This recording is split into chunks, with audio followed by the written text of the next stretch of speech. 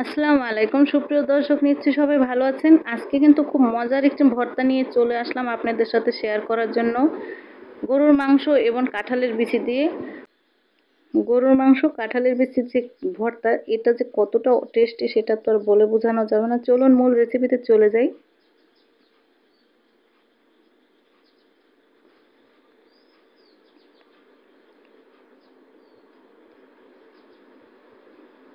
প্রথমে আমি এখানে 3-4টি টুকরো গরুর মাংস নিয়েছি, কাঁঠালের বিচি নিয়েছি, শুকনো মরিচ নিয়েছি আর ধনিয়া পাতা নিয়েছি।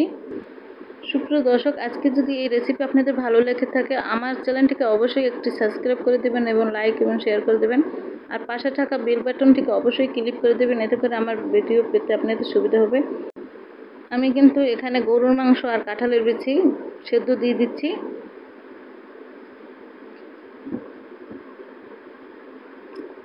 চার পাঁচটি রসুনের টুকরো দিয়েছি আর 3-4টি আমি শুকনো মরিচ দিয়েছি। সামান্য পরিমাণ লবণ দিয়ে দিচ্ছি। আমার কিন্তু জাস্ট সব সেদ্ধ হয়ে গেছে গরুর মাংস কাঁঠালের বিচি। এখন আমি ব্লেন্ডার করে নেব আর হাতে ছিঁড়ে নিয়েছি মাংসটা, সেদ্ধ মাংসটা। এগুলো সব মিক্স করে ব্লেন্ডার করে নেব।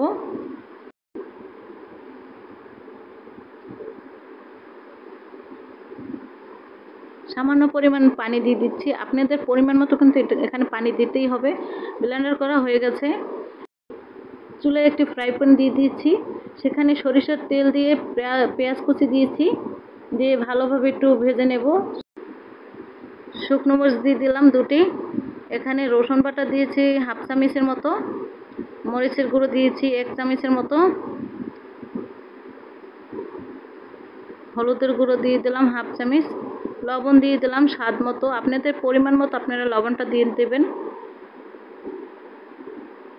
ব্লেন্ডার করার সময় আমি জাস্ট লবণ দিয়েছিলাম, এখন এর জন্য অল্প দিয়েছি।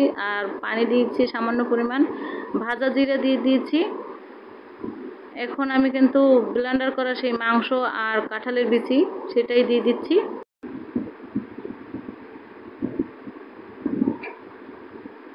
খুব ভালোভাবে কিন্তু একটু কষিয়ে নিতে হবে এখন এই পরিমাণভাবে। এখন পরিমাণ মতো ঝোল দিয়ে দেব, পানি দিয়ে মিক্স করে নিতে হবে। আমার রেসিপি কিন্তু এই পর্যায়ে হয়ে গেছে। এখন এখানে দিয়ে দিচ্ছি চিলি ফ্লেক্স, দিয়ে ভালোভাবে উপর থেকে মিশিয়ে নিচ্ছি।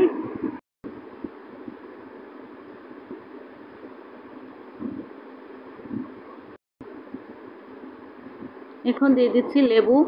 লেবুটা সর্বশেষে দেওয়ার কারণ যে টেস্টটা বাড়বে, আগে দিলে মানে তিতো হয়ে যাবে। এখন দিয়ে দিচ্ছি ধনিয়া পাতা। আমার রেসিপি ভর্তাটাও কিন্তু হয়ে গেছে। এরপর চুলা বন্ধ করে আমি কিন্তু সবই করিলাম। আর এখন কিন্তু গরম গরম ভাতের সাথে পরিবেশনের পালা। নিশ্চয়ই বন্ধুরা আপনারা আমার রেসিপি দেখে একবার হলেও ট্রাই করবেন বাসায়, যে কতটা স্বাদ কতটা টেস্টি আপনাদের কাছে আসলে দেখিয়ে বোঝানো যাবে না এই ভর্তাটা না খেলে।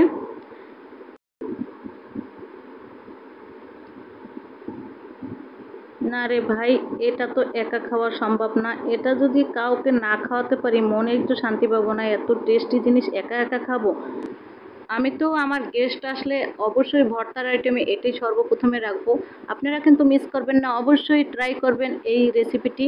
আজকে আপনাদের কাছ থেকে বিদায় জানাচ্ছি। নতুন নতুন রেসিপি নিয়ে আপনাদের কাছে আবার ফিরে আসবো। আল্লাহ হাফেজ।